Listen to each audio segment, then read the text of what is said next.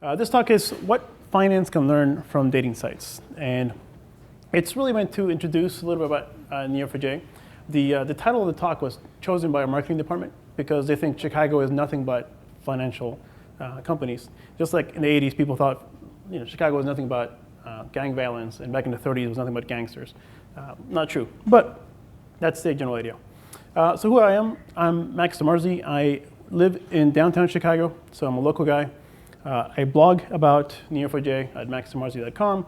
You can find me on Twitter. You can email me, and there's my GitHub account. I have really, really horrible memory, so to make up for that, I blog about everything I learn, and I put it on GitHub as well. So there's like 200 GitHub projects out there. They're all MIT licensed, proof of concept demos, things you can do with Neo4j that I've learned over the last few years. And if you're a mid-level or senior engineer and you don't have a technical blog, you don't keep open source stuff on GitHub, I'm going to push you to try to do that. Find a voice online and just tell the world about what you learn. Because for everything that you learn today, somebody is behind you who hasn't learned it yet and could benefit from your knowledge, from your experience, from the fact that you read the manual to some crazy tome and you've learned something new. There's tons of juniors out there, and even people at your level that haven't learned everything. There's so many different things to learn. You really got to get out there and blog more about it. But anyway, let's continue. So this talk is about aliens. It's about graphs, right? So that's what we're going to learn. So if you really have an itching to go to a different talk, here's your chance to. Otherwise, we're going to learn about graphs today.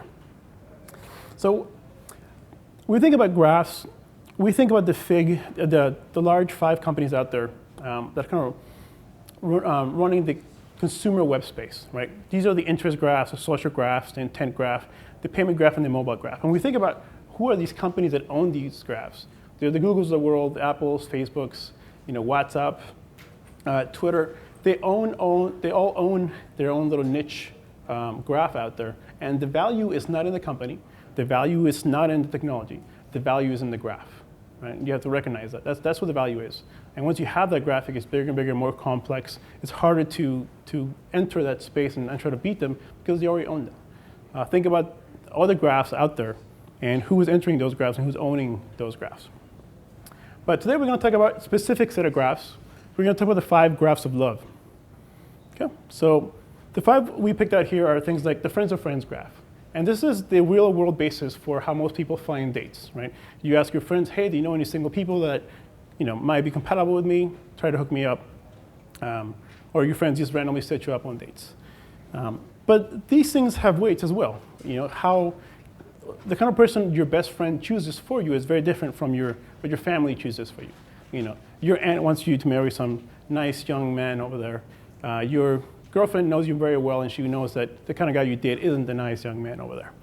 And some of these graphs can be awesome, some of them can be awkward. We'll see a little bit more about that. But finding the right person out there requires that you be compatible, right? Do you have shared passions, shared interests, or that they have things that you want, traits that you both want the other person to have, or you may just want them individually to have. And then there's what you're looking for. You're looking for a long-term or short-term relationship. These are different kind of passion graphs that are out there. And then location. Long-distance relationships are pretty horrible, and they usually break down. So you want to find somebody local. And finding somebody local, where do you find these single people? Where do you go? Where should you meet? Where should you go date? These are the location graph of love. But then you have the safety graph. We know anyone can portray to be anyone online, right? That's what's the old adage? On the internet, nobody knows you're a dog, right? So finding true identity of these people. And then the liars and the cheaters. I think I read somewhere that 50% of people on Tinder are already in long-term relationships with other people, right? Which is pretty horrible. You do have some dating sites that are specifically with cheaters, like, what's it called? Ashley something. I don't go on that site, so I wouldn't know. But it's there, believe me. And then privacy issues, right? So if you do know about somebody, maybe you're thinking about ditching your current partner and find someone else. You don't want to accidentally match them on a dating profile. That would be really bad. It would be kind of awkward. It was like the Margarita song. All right, and then you have the spam graph. These are the people when you get clickbaits and people are asking you if you want to pay $20 to watch them on cam, and you're like, yeah, no. And then you have the professionals, which are a different kind of spam. All right, So the 5 graphs of love can then be broken down to this friends graph, passion graph, a location graph, a safety graph, and then our spam graph that we're going to try to avoid. So let's dig a little bit more. We have Jeremy here. He's a dater. He's single, he's handsome, he's friendly, he's nothing like me, and he's looking for a date. So the first thing he does is he goes out to his friends, and he says, maybe I can date some of my current friends, right? And he looks around for a good website that can do this for you, and guess what? Somebody built that, right? There's Bang with Friends. I don't know if you guys remember these guys. They got in trouble a couple of times. One for the name. From Words with Friends, they got sued by those guys. Then Apple took them down because they had some racy pictures on their site, and it was really meant to be PG-13. And obviously, it was just kind of crude. So they became down, but still follow the same idea, which is get down or get a date with one of your friends. But you realize after about 100 people or so, you run out of friends. And that's not a huge dating pool to go on, right? So somebody noted that was a stupid idea. But Bang with Friends of Friends, now that would be something, all right? So, all right, let's go beyond just our single line of friends and go to our friends of friends. And now we're starting to see a bit more of a graph, right? It's not just a list of your friends, but a list of individually of their friends of friends, and finding the perfect date there. But obviously, that's not enough. You eventually run out of friends because you're a horrible person, nobody wants to date you, and you got to go deeper, right? So you get into the friends of friends graph and so on and so forth until in the end you can possibly date everyone on the planet in one way, shape, or form. All right, so these are graphs. Friends of friends are the simplest graph, and one of the graphs we start out with when we introduce graph databases and this query language of how things are connected, right? In this case, we have two users. We have Dan and Ann, and they're going to be represented in our system here as nodes. And they're connected to each other by a friends relationship. And so we have here a label for a type of node and name of Dan, and another label for a type of node person with the name of Ann. And this is kind of how we base everything out. And that's all we have in this graph database systems and these graphs. It's just nodes and relationships. There's no tables, there's no foreign keys, there's nothing to attach on. These nodes are kind of just floating on air, connected to each other, creating a structure of your system. And this query language, Cypher that we have, is what we hopefully will eventually replace something like SQL. It's a language that's meant to express the kind of things we're looking at nowadays. We're not looking at just single tables and rows or records of data. We're looking at hierarchies. We're looking at how things are connected and many things down the line. If you've ever written complex SQL query like this, you know it's horrible. You know that one little typo is a big mess. And unlike the developers who can put a semicolon at the end of a line and say, okay, I understand what that line of code does, when you're a SQL developer, you have to understand what the whole thing does. And it's horrible to have to get that in and out of your head as you go along. I suffered through like 4 years of doing nothing but store procedure optimization. So I know what I'm talking about. It's horrible. With Cypher, it kind of comes down a little bit. You don't have to worry so much about the joins because they're done in those relationships. But we're going to put Cypher on the side for now. We're going to keep going. Let's look at the passion graph. So by passions, there's many things. One of them is interest. So we have Jonathan over here, and he likes food. He's a foodie. He likes interesting meals. He's willing to spend $400 to go eat, some crazy flavors he's never had before in his life.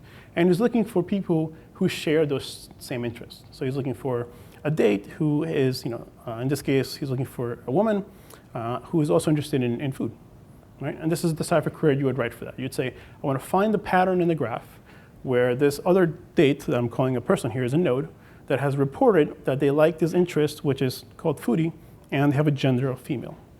And the graph query will go out there and match that pattern in the graph and bring back a set of results that he can possibly date. Easy enough. So likes and interests, people are pretty public about them.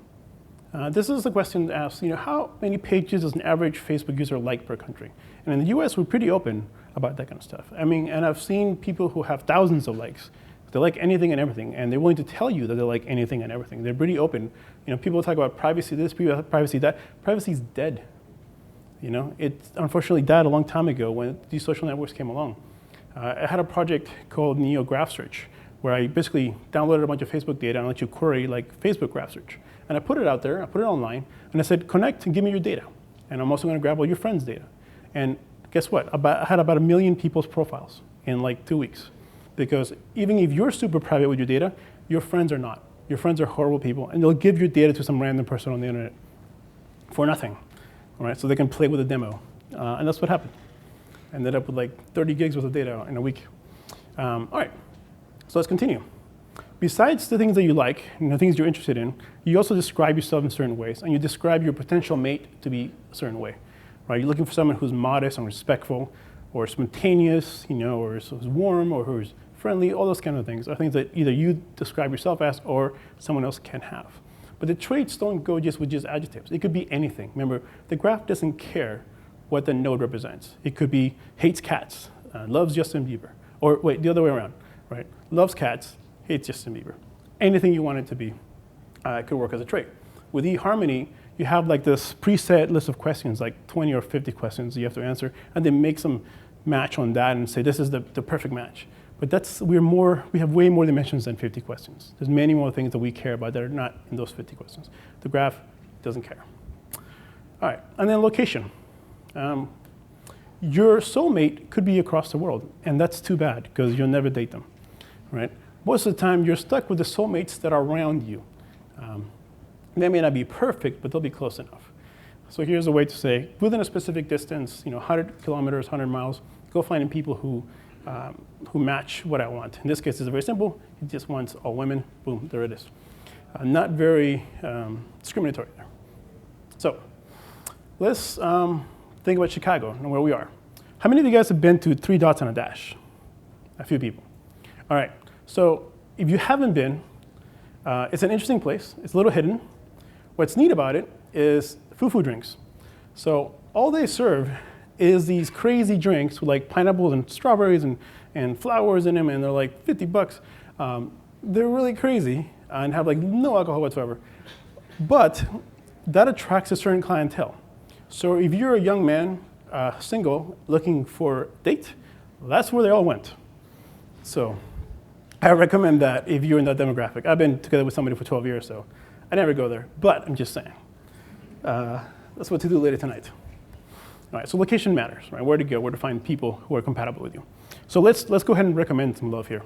We want to find soulmates in the graph by a couple of different things. We want to find them who are energetic, who like dogs, who have a good sense of humor, who are tidy but not crazy, not OCD types. And then we want them to be in the same location that are sexually compatible, otherwise it'd be weird.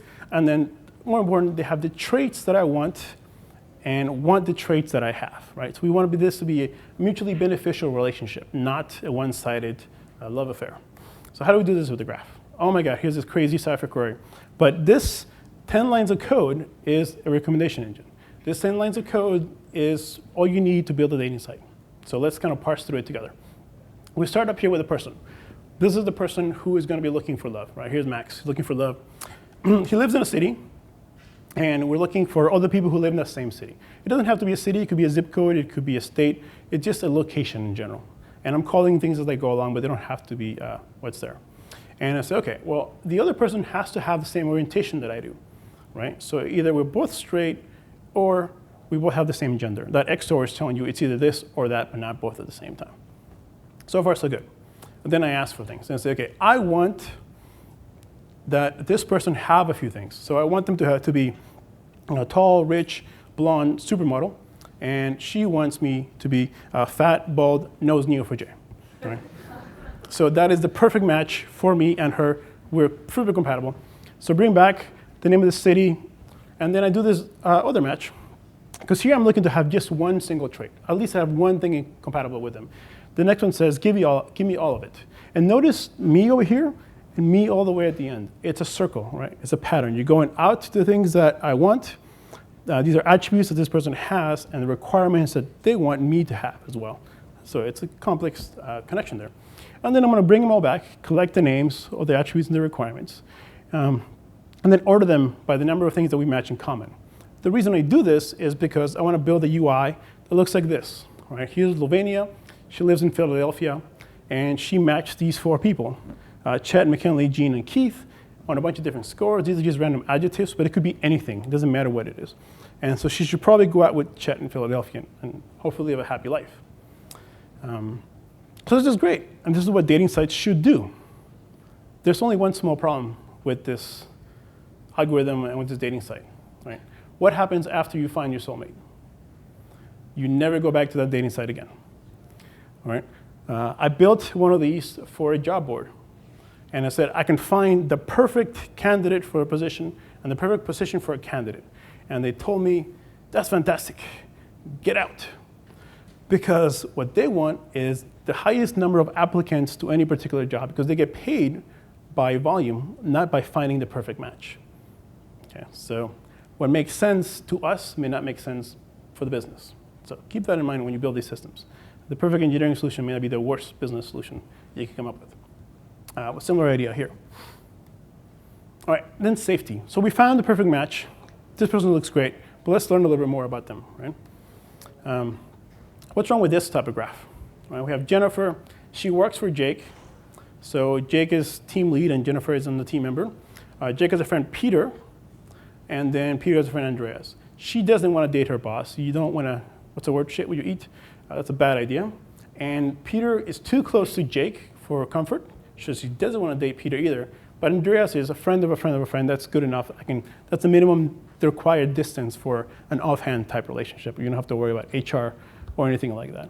So you want to be able to say, exclude all those people who are already family or already coworkers or have some other kind of professional relationship with you.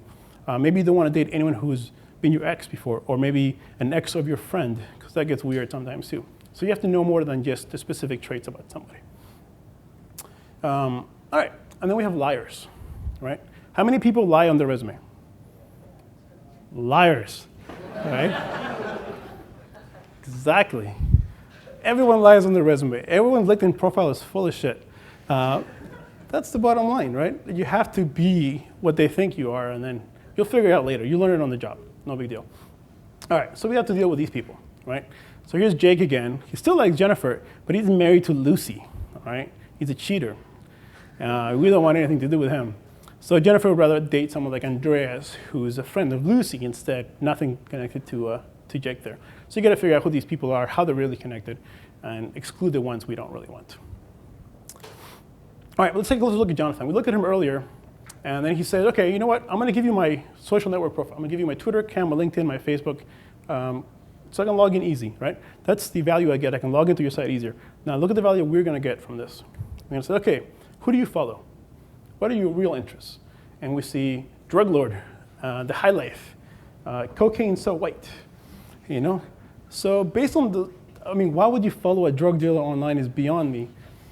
But assuming that you do, and it's not even like weed, it's like coke and meth. Assuming that you do and you're insane, plus you're a retard, let's find out some information, right? And then we look at the person's tweets, you know? And he's talking about Walter White, and he's a huge fan of making drugs. This is probably a fake account somebody made, but it's still hilarious, right? You know, he met a drug dealer last weekend. He was awesome, but his girlfriend was a nice lady as well. Okay, this guy's a nut job. But what we can do is we can extract the information out. We can say, you know what? You've demonstrated an interest in hardcore drugs. So we're going to add that to your profile. Even though you didn't tell us that, we're going to add that to your profile. Because somebody out there may say, you know what? I totally want a druggy boyfriend. There you go. Although more likely, they probably don't want a druggy boyfriend. So that would exclude you from a lot of the dating pool that's out there. But it's not just this, there's many other things, right? Maybe your political inclinations are a way that you wouldn't talk about it, but it's not something you want. Or you're some of these other alternative dating sites where you're not really telling us about yourself, or you're lying about who you are. You know, sometimes all those beautiful women online are really like 45-year-old dudes in their underwear, right? Who just want to chat. That's cool and all, but if that's not what you're into, then you want to exclude those people out from your potential matches. All right, and then we have the spam graph. This is the best graph because it's everywhere. So you click on someone's profile, you seem to be talking, everything's good, and they go, hey, by the way, I'm a singer-songwriter. Check me out, and listen to this song that I wrote. And then you click on it, and it's some freaking pop-up to buy their album, you know, or download something from Spotify or whatever it is. And they're basically just bots selling you music. So you want to get rid of all of those. You also want to get rid of the cam girls and boys, right? Oh, hi, nice to meet you. You want to see me online? It's going to cost you $20 an hour to watch me on video, right? Those are always kind of creepy, unless you're into that, you know, like the Plain Dynamite guy who's been chatting online with babes all day. And then you have the worst kind of spam, which is the professionals. And I found this article to be hilarious. Anybody here from California? No, one person. Well, there's a reason for that, because it sucks over there. It's so expensive. Even the prostitutes can't live there, which is pretty insane. So you want to get rid of all those people from the dating pool because they're useless, right? They're just collecting money from it. All right, so that's the dating world and some of the dangers and some of the spam, some of the things that are out there. Now let's look at finance a little bit more. What do we have in finance? No more serious here. So we have this payment graph. The payment graph consists of a lot of things, including fraud, risk analysis, chargebacks, things like that. We have the customer graph. Who are these people? How are they connected? Who do they work for? Who are these companies subsidiaries of, and so on and so forth. And also mobile things. You have asset graphs, looking at analytics in your portfolio, risk management there as well. How tightly are you into one sector or another, depending on different assets? Some of you may not even know unless you do individual level asset management. And then market and sentiment analysis as well. What's the market doing? What's it telling you? And compliance. Those are the asset graphs that are out there. On the entitlement side, identity management. You have a brand new trader. What does he have access to trade? How big can his positions be? What is he allowed to do? What systems is he allowed to touch? What research is he allowed to know about? He can't know about what this other team is doing because they're selling the product and he's buying the product and they're supposed to be separated by a wall. And all those kind of access management, authorization type things. And then you have master data management. Where does this data come from? What does it all mean? What's a hierarchy look like? What does governance look like? What's the golden record of all our data? And kind of keeping that in track and make sure it all makes sense. So let's drill in a little bit more. The 5 graphs of finance, right? Payment, customers, entitlements, assets, and master data. Now these are all made up. There's more than these 5 graphs, and they're a little bit different depending on how you look at it. The idea here is to look at the data you have, think about the things you're working with, and try to see the graphs that you have in your data. So payment graph, start with that. Let's look at Intuit, right? You have a payment. A payment is from one entity to another entity. Simple transaction, I pay you for a good or service. But we know something about these entities. We know uniquely who they are. Is it a person, is it a company, what is it? How much do we transact? What kind of volume do we have between each other? Are we buying this one thing once a year? Are we buying something once a month, once a week, once a day? What are we doing? How big of our volumes are we doing with? Why do we want these things? Why do we want to know this graph of payments? Because we can extract some information out of it. We can predict some things out of it. We can look and say, oh, this business is earning this, or the growth curve looks like that, or this particular consumer or set of consumers or cluster of consumers tends to act in this certain way. Or not act in this certain way and saying that looks like a fraudulent transaction because this type of consumer would not buy that big screen TV after the Super Bowl. That'd be stupid. So trying to figure those things out. And we're talking about facets of a consumer. Not only their identity, like who they are, but also what we know about them based on social network profiles, their demographics. And demographics are tricky because you have, these 50 levels or so that you can get, but the reality is you can go really deep on demographics. You can know specifically how somebody else, and no two people are alike. Everyone's very unique snowflake. And understanding that and getting that out is important. And on the business side as well.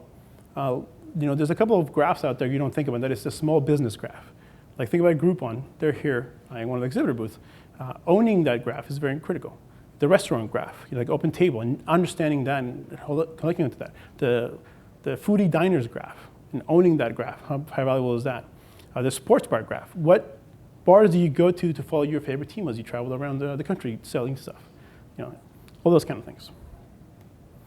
And capturing these consumer to business and also business to business transactions.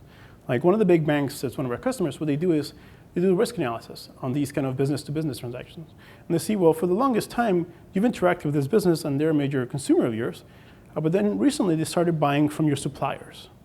Right? So I don't want to look at your individual transactions. I want to look at your ecosystem and the whole graph around you and seeing how that supplier-vendor relationship works out. Because the time you go ask for a big commercial loan is when you're in trouble, right? Or before you get in trouble, rather, hopefully if you're smart. So banks are wary of those kind of things. Here's another payment graph example. And the idea is you don't want to capture every single transaction. That's horrible. Instead, what you want to do is roll them up. And you say, these two companies transacted with each other 25 times this month. The volume was $3 million. That represents a tight relationship or a loose relationship or some kind of distinction that you have. And then you do analysis on that. individual transaction records, there's too many of them. Think about the number of credit card charges per day in the US. It's just a huge number. That stuff goes to Hadoop. And then you extract a smaller graph out of that. You put that in Neo and you do analysis on that. All right, and then here's another payment graph example of everything from a fraudulent account holder going all the way back out to the verifier. All right, we'll skip this slide. It's kind of boring. Let's continue on to the consumer graph. The customer graph, rather. Corporations, they're all customers of each other. They all belong to each other in some way, shape, or form. They also belong to industries and sub-industries, and it's all just kind of connected. It's all very graph related. And hierarchy is a graph. Think about who your boss is, really, as well. That you report to someone. You may have a project manager you report to. You have your 20 different ways kind of to go to the top or to get permissions for things. It's not really a hierarchy anymore, not even in the traditional sense. And companies are the same way. There are many, many ties together. Being able to understand all that, and then also kind of putting them together, right? Master data management and this 360-degree view of the customer. One of our retail customers is doing this 360 view. What they want to do at the end of the year, it's 2 weeks before Christmas, you're a 35-year-old male, single, you have no kids, and you have this family, and you got to buy them all presents. So this is horrific, right? Because you got to go out there and go to Walmart or go to these stores and try to figure out what to buy for your uncle, what to buy for your niece, and you have no idea. What if they had all your data? What if you went to the site and said, based on all your family, the ones you usually buy gifts to, we know that your 12-year-old niece would like these pair of black boots. She wouldn't like anything pink and ponies. She wants these black boots because she's into goth, and her size is 8, whatever. Right? And you do this for everyone. And you have a long list of 20 people, and at the bottom you have this buy button and $1,000. Right? You hit the buy button, it buys all their gifts, ships it to all of them, you've done your shopping in one click. Right? That's the dream that they're pursuing. And laziness, especially for people who have money, it's fantastic. And then the social stigma, what do I buy my cousin or my niece or what do you buy a 7-year-old girl? I have no idea, but Target does. Or I'm sorry, bullseye.com does. Right, they'll figure it out. All right, let's continue on before I get myself into more trouble. All right, synthetic identities and fraud. Here's another part, right, and that is you have a fake phone number or fake address, and you build up these fake people over time. You might have heard about this, it was a couple of years ago, I think, where over a long period of time, I think it was like 6 or 9 months, these guys came in and built these fake identities. They opened accounts, and they transacted like real people. They would take out loans, they would pay them back, they would use credit cards, and so on and so forth. They looked like real human beings. And then one day, they all maxed out the credit cards, took out a whole bunch of cash, and then they never heard from them again. And it was like a 10,000 accounts or something like that. So they walked away with like 250 million, some crazy amount of money, all in one day gone, right? But if they had done graph analysis, they would have realized, you know what, 10 of these people live in the same place. And another 10 have the same phone number, and they all have all these little tidbits of information that didn't make sense was there. They could have known it, but they didn't dig in. They didn't dig into the data. They just saw individual transactions, and they were fine. Individual buys, individual sales.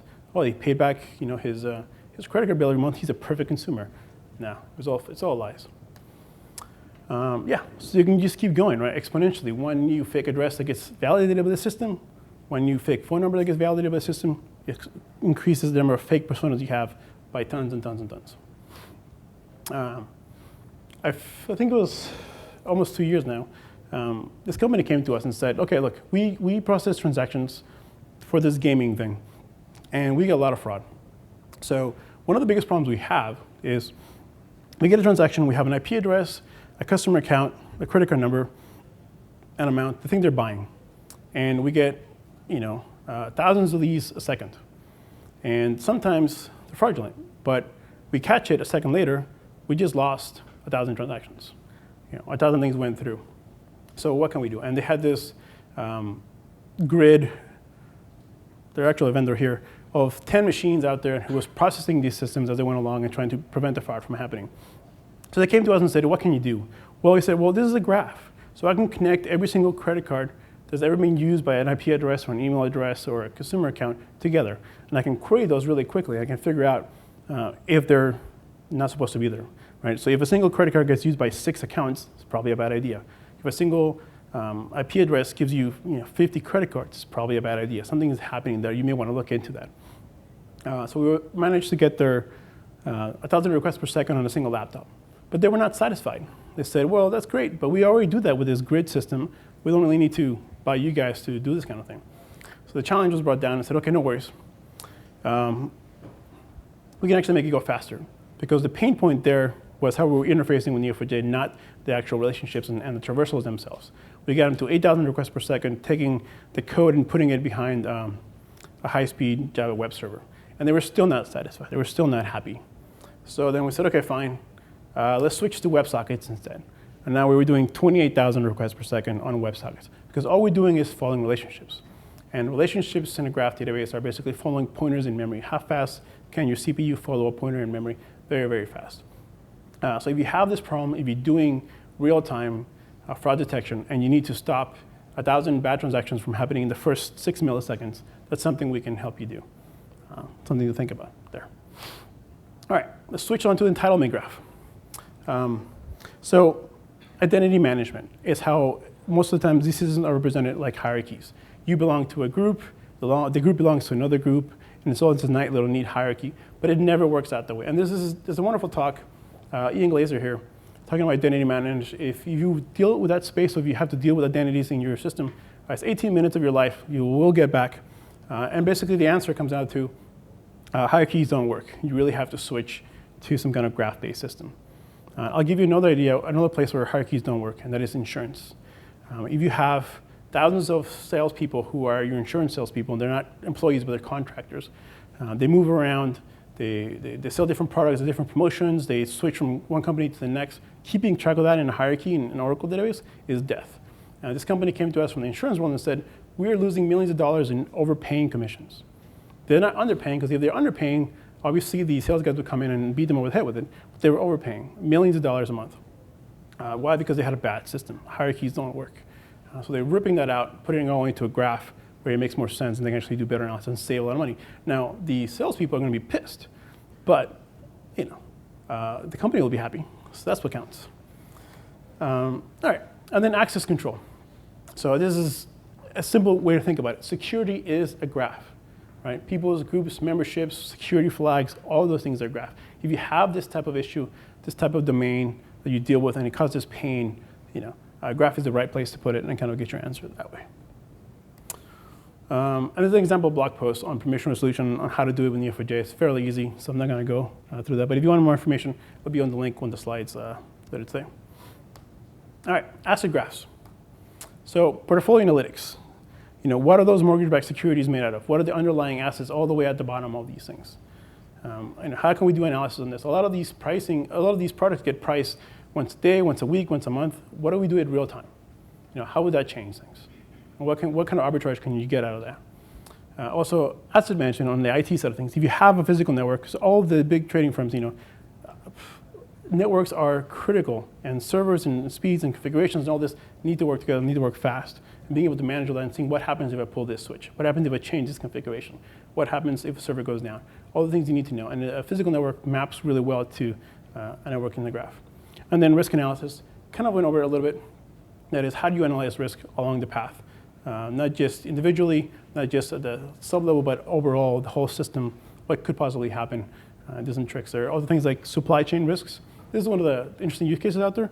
They're trying to take supply chains and actually make products out of them. So you'll be able to buy and sell insurance on supply chains. So if something goes down, you have an earthquake in Malaysia and you can't buy hard drives anymore, or China decides not to share some of their rare earth materials anymore, how does that affect your pipeline? How does that affect companies? And what can you do to arbitrage or sell that?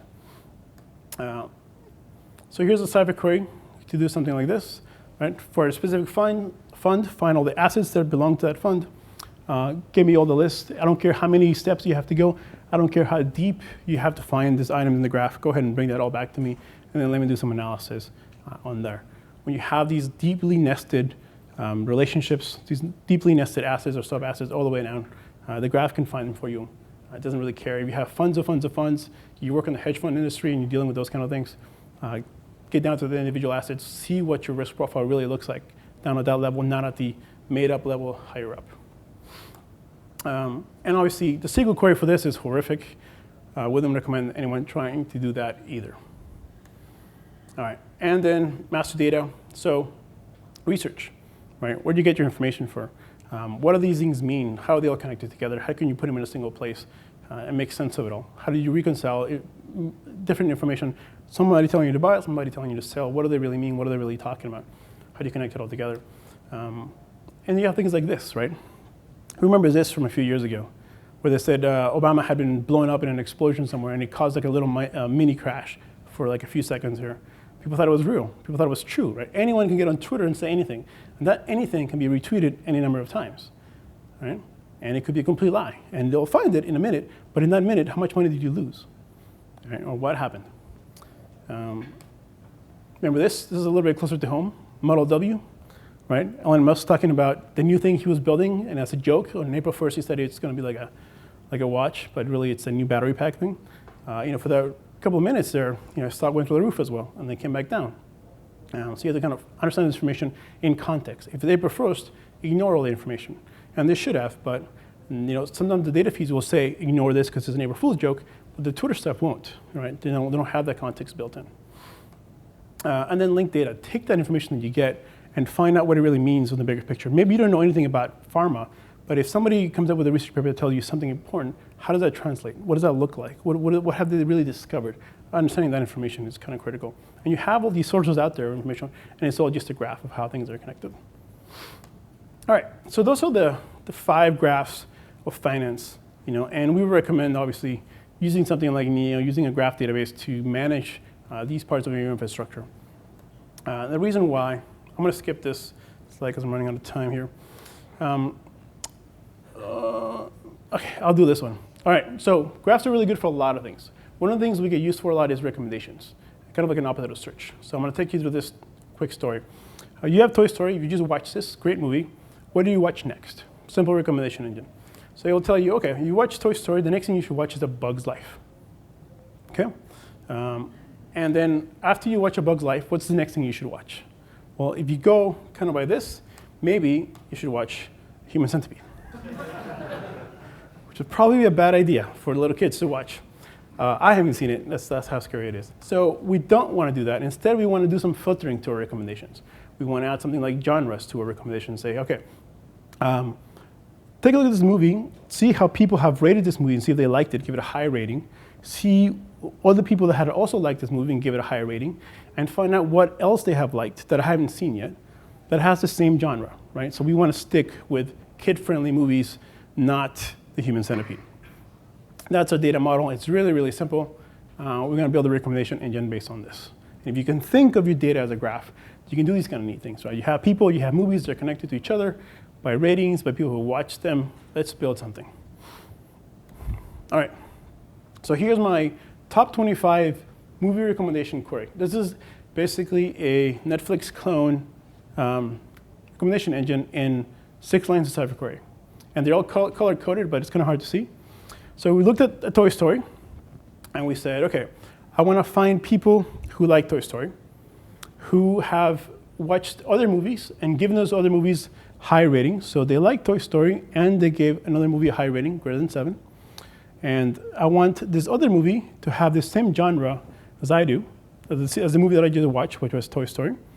And then I want to make sure that I have not seen that movie. So I have a not relationship. I say, I want to make sure that I have not rated or watched this unseen movie.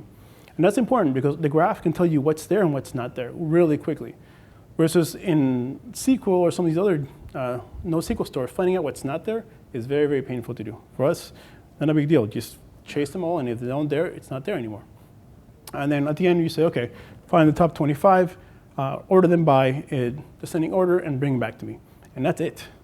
Right? There's no magic. There's no crazy matrix. There's no weird math you have to do. It's a simple query, and you get your answer back fairly quickly, which is kind of nice. And people get blown away by how easy it is to build recommendation engines on graphs. And not just that, but a lot more other things as well. All right, so why do we do this? Why do we use this graph stuff? And that is because relational databases, even though they are named relational, suck at handling relationships. They have these foreign keys going everywhere, and you have to find them in an index and try to find the answer. And it gets worse and worse and worse as your data gets bigger. right? You have performance degradation every time your table gets bigger, your join tables get bigger, or the number of join tables increases. It all just sucks. And that's where the NoSQL movement came around.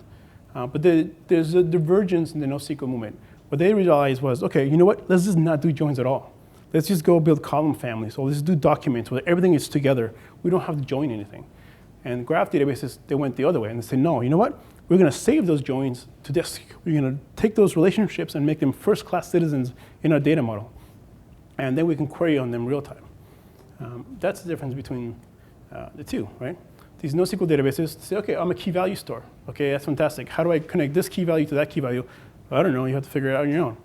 Or I'm a document store. Okay, I have these things that build up a document connected, but how do I connect this document to the other document over there? Good luck with that as well. In the column families, we're like, we don't even deal with relationships. We have these column things, and that's all we care about. We're good for some things, but not good for others. With the graphs, we build this relationship, right? We have this thing here that connects pieces of data together nobody else does. And that's really the whole secret, the whole trick to the whole thing. There's no join logic needed because it's all saved down to disk, saved down to memory.